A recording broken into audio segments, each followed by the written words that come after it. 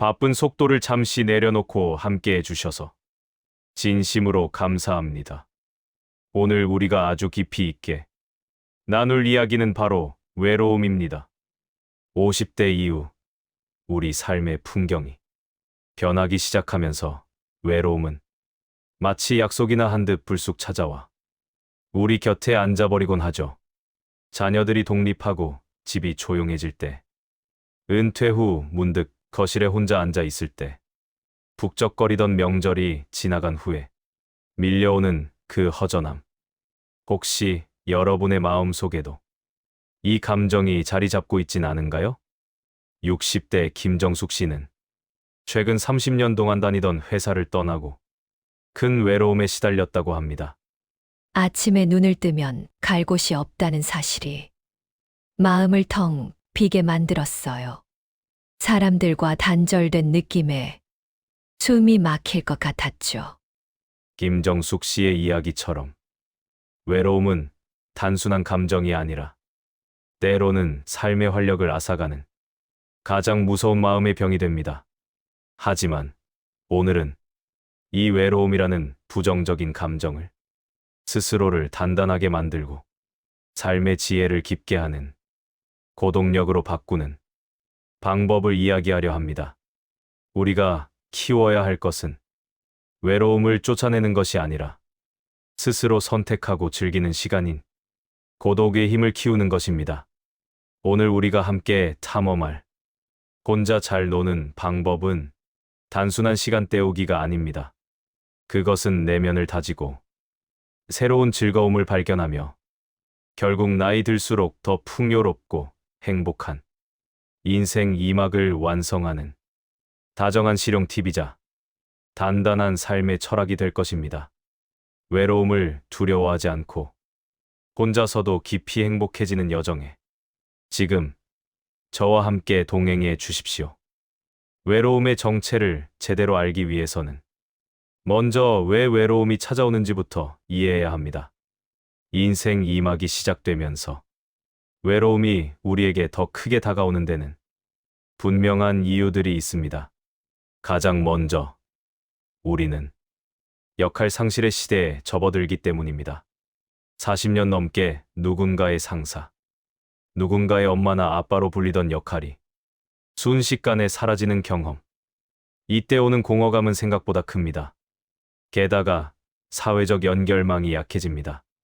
직장 동료나 양육 모임 등 끈끈했던 연결고리가 약해지고 새로운 관계를 맺는 것에 큰 어려움을 느끼게 되죠.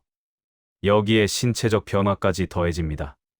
건강 문제로 외부 활동이 줄어들면서 사회적 접촉이 자연스럽게 감소하는 것입니다.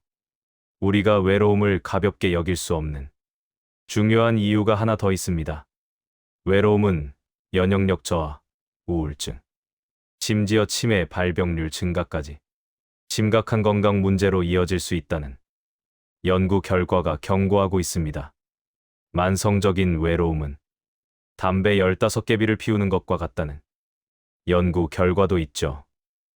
따라서 고독력을 키우는 것은 단순한 마음의 문제가 아니라 우리 인생 2막의 건강을 지키는 가장 중요한 예방의학입니다. 우리는 이 외로움을 고통스러운 외톨이가 되는 감정에서 나를 단단하게 만드는 고독으로 바꾸어야 합니다. 외로움은 원치 않는 고통이지만 고독은 스스로 선택한 자유입니다. 생각해 보세요. 위대한 예술가 피카소나 철학자 니체도 고독을 창조의 에너지로 활용했습니다. 혼자 있는 시간을 통해 세상에 없는 깊이를 만들어냈죠.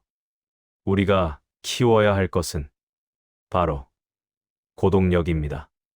외로움을 극복하고 혼자 있는 시간을 창의적이고 즐겁게 활용할 줄 아는 능력 말입니다. 이제 외로움을 쫓아내야 할 적이 아니라 나 자신에게 집중할 수 있는 선물 같은 시간으로 인식하는 태도의 전환이 필요합니다. 외로움을 극복하는 가장 첫걸음은 나 자신을 이해하는 자기 성찰입니다. 외로움의 원인을 외부에서만 찾지 말고 내면에서 찾아보는 노력이 필요합니다. 종이와 펜을 꺼내어 스스로에게 다정한 질문을 던져보십시오. 오늘 가장 외로웠던 순간은 언제인가? 그때 내 기분은 어땠고, 어떤 생각이 들었나? 그 외로움을 대신할 수 있는 나만의 작은 즐거움은 무엇인가? 이 질문을 매일 기록하는 것만으로도 우리는 외로움의 정체를 파악하고 대응책을 마련할 수 있습니다. 외로움을 인정하고 마주하는 것에서부터 진정한 행복은 시작됩니다. 외로움을 이겨내는 가장 강력한 힘은 바로 우리 마음속에 있습니다.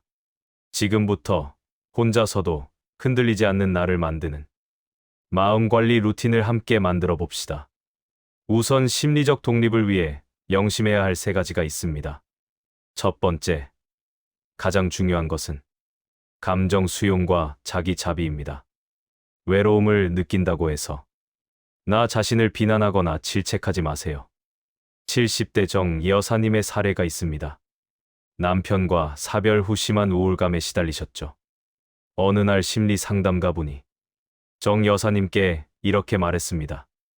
여사님, 외로운 건 당연해요. 이제라도 혼자 서야 하네. 당신 자신을 비난하지 말고 그동안 헌신한 당신에게 고생했다고 말해주세요. 그 후 정 여사님은 매일 아침 거울을 보며 이 말을 반복했습니다. 나야, 고생 많았지? 이제부터 내가 널 아껴줄게. 놀랍게도 마음의 병이 조금씩 옅어지기 시작했습니다. 두 번째, 명상과 감사 일기로 마음의 근육을 키워야 합니다. 매일 5분 정도 느린 명상을 루틴으로 삼아 오직 숨쉬기에만 집중해 보세요. 복잡한 생각을 잠시 내려놓는 것입니다. 그리고 잠자리에 들기 전 사소한 것이라도 괜찮으니 오늘의 감사 3가지를 기록하십시오. 이것이 긍정적인 마음 습관을 만듭니다. 세 번째, 긍정적 회고와 삶의 의미 재발견입니다. 과거 행복했던 순간들을 사진이나 기록을 통해 회고하며 현재의 나를 위로하고 자존감을 회복하세요. 그리고 남은 삶에서 내가 진정으로 원하는 것, 기여하고 싶은 것이 무엇인지 정리하며 인생의 나침반을 다시 세우는 노력이 필요합니다. 은퇴자들 사이에서 유행하는 인생 스토리텔러 모임이 있습니다.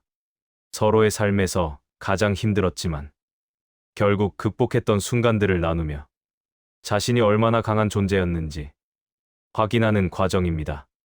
그리고 남은 삶에서 내가 진정으로 원하는 것, 나만의 유산이 무엇인지 정리하며 인생의 나침반을 다시 세우는 노력이 필요합니다.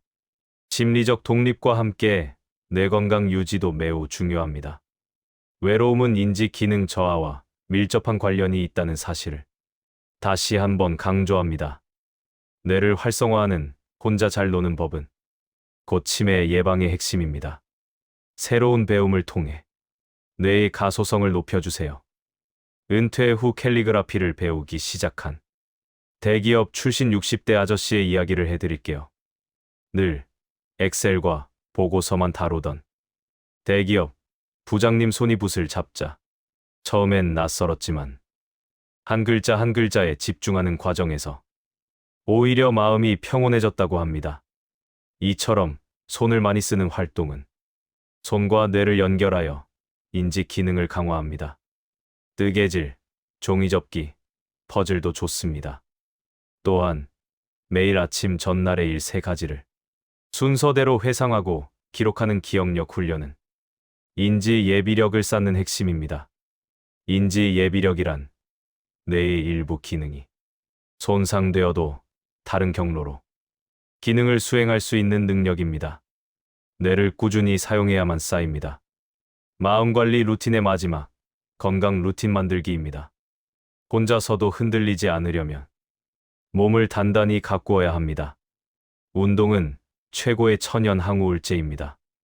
요가, 스트레칭, 산책 등 자신의 속도에 맞는 느림의 운동을 매일 규칙적으로 해보십시오.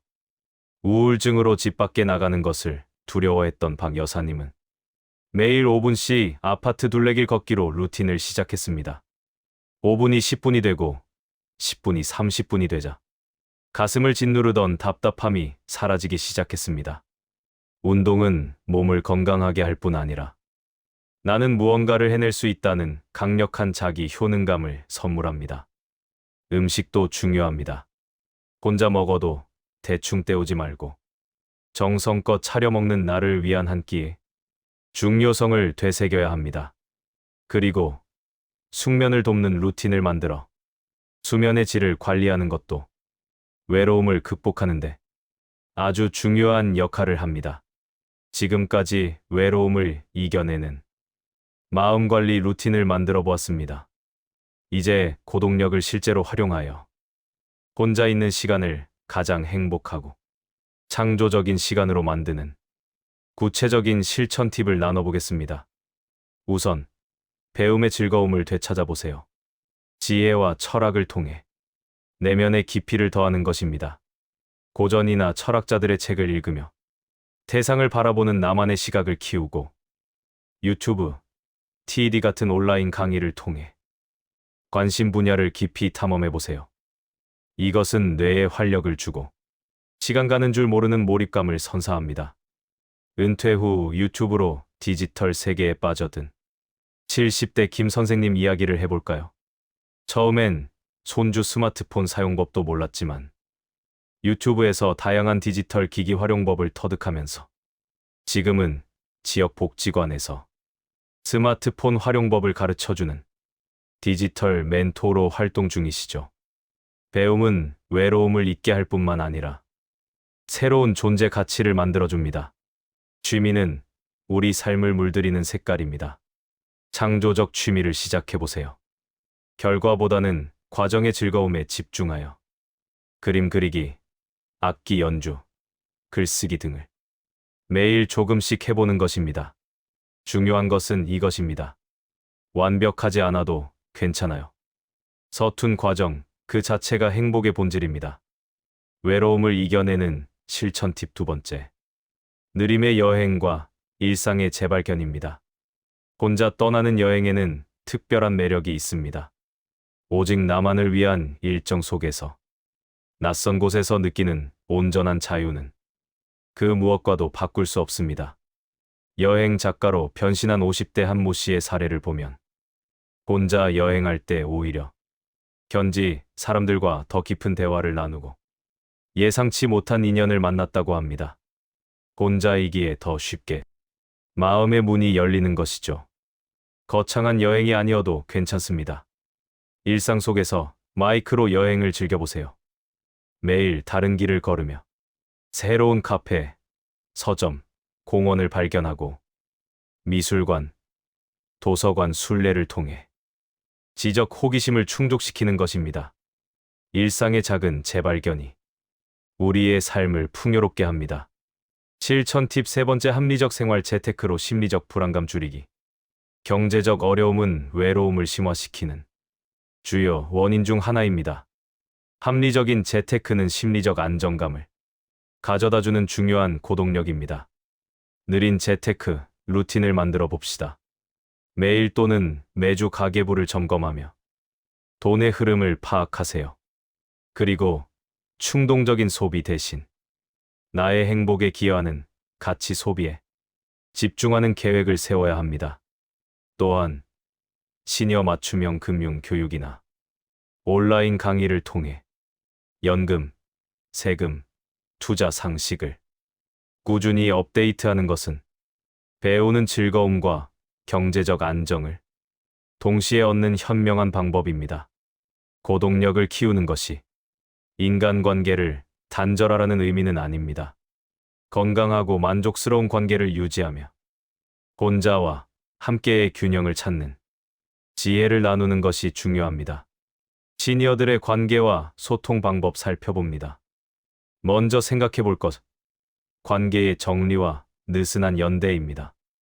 때로는 인간관계에도 단식이 필요합니다.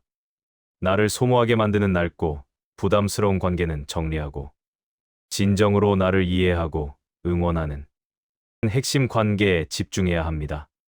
그리고 느슨한 연대의 중요성을 깨달아야 합니다. 미국 빌리지 모델의 사례처럼 지역사회 노인들이 자발적으로 모여 서로에게 도움을 주고받는 것이죠. 동호회, 봉사활동 등을 통해 같은 관심사를 가진 사람들과 만나는 느슨하지만 즐거운 연결고리를 만드십시오. 또한 자녀 및 손주와의 관계에서도 기대는 관계가 아닌 독립된 개체로서 서로의 삶을 존중하며 응원하는 관계로 전환하는 지혜가 필요합니다. 두 번째, 관계와 소통 방법, 봉사와 나눔입니다. 누군가에게 도움이 되고 있다는 느낌, 즉, 주는 기쁨은 외로움을 극복하고 존재 가치를 높이는 가장 강력한 방법입니다. 주간보호센터를 이용하기 시작한 70대 할아버지의 사례가 있습니다. 처음에는 세상과 단절된 채 죽음을 생각할 만큼 우울하셨지만 센터 사람들과 교류하며 자신이 가진 이야기와 지혜를 나누자 눈빛부터 목소리까지 놀랍게 밝아지셨습니다. 자신이 평생 쌓아온 지식이나 기술을 봉사활동을 통해 나누는 재능 기부를 해보세요. 나눔을 통해 얻는 충만함은 외로움이 자리 잡을 공간을 남겨두지 않을 것입니다. 마지막으로, 좋은 소통은 듣기에서 시작됩니다. 상대방의 말을 끝까지 경청하고 진심으로 공감하는 자세는 따뜻한 쉼터의 핵심 가치입니다. 여기에 디지털 소통 능력 향상은 필수입니다. 손주나 젊은 세대와 소통하기 위해 스마트폰, SNS 등 디지털 기기를 활용하는 법을 배우는 것은 새로운 즐거움이자 관계의 문을 여는 열쇠가 됩니다. 외로움을 고동력으로 승화시킨 후 우리는 인생 2막의 깊은 행복을 누릴 수 있습니다. 고동력을 갖춘 시니어는 4가지 단단한 특성을 가집니다. 첫째, 자기 주도성입니다. 남의 시선이나 기대가 아닌 나의 속도와 나의 선택대로 삶을 운영합니다. 둘째, 단단한 내면입니다. 외부 환경의 변화에 쉽게 흔들리지 않고 스스로를 위로하고 다독일 줄 아는 강한 힘을 갖습니다. 셋째, 깊은 즐거움입니다. 취미나 배움에 깊이 몰입하며 단순한 재미를 넘어선 창조적인 기쁨을 느낍니다. 넷째, 유연한 관계입니다. 사람들과 잘 어울리지만 혼자 있을 때도 외롭지 않은 함께와 혼자의 완벽한 균형을 이룹니다. 이 모든 것은 느림의 미학으로 완성됩니다. 바쁘게 달려온 속도를 내려놓았을 때 비로소 보이는 것들, 자연의 아름다움, 일상의 소중함을 발견하는 것입니다. 서두르지 않고 순간을 음미하며 작은 것에 감사하는 태도를 삶에 적용하는 것. 이것이 바로 오늘을 천천히, 행복은 깊게 느끼는 느린 기쁨의 삶입니다. 이제 여러분만의 인생 2막 선언문을 만들어 보세요. 나는 앞으로 혼자 있는 시간을 무엇을 하는데 사용할 것이다. 나의 인생 2막의 목표는 무엇이다. 나의 존재 가치는 무엇을 통해 빛날 것이다. 이 다짐이 여러분의 외로움을 녹이고 가장 찬란한 행복의 빛을 밝혀줄 것입니다. 외로움은 피해야 할 불행이 아닙니다. 그것은 우리 삶의 가장 깊은 곳을 들여다보고 스스로 성장할 수 있는 소중한 기회입니다. 혼자 있는 시간을 결코 두려워하지 마십시오. 그 시간 속에서 여러분은 혼자서도 행복한 나, 즉, 고동력을 갖춘 단단한 나를 반드시 발견하게 될 것입니다. 오늘부터 시작할 여러분만의 나만의 놀이터는 무엇인가요? 댓글로 여러분의 다짐과 계획을 나눠주세요. 여러분의 이야기가 또 다른 시청자분들에게 큰 위로와 용기가 됩니다. 오늘 하루도 천천히, 행복은 깊게. 다음 영상에서 뵙겠습니다. 감사합니다.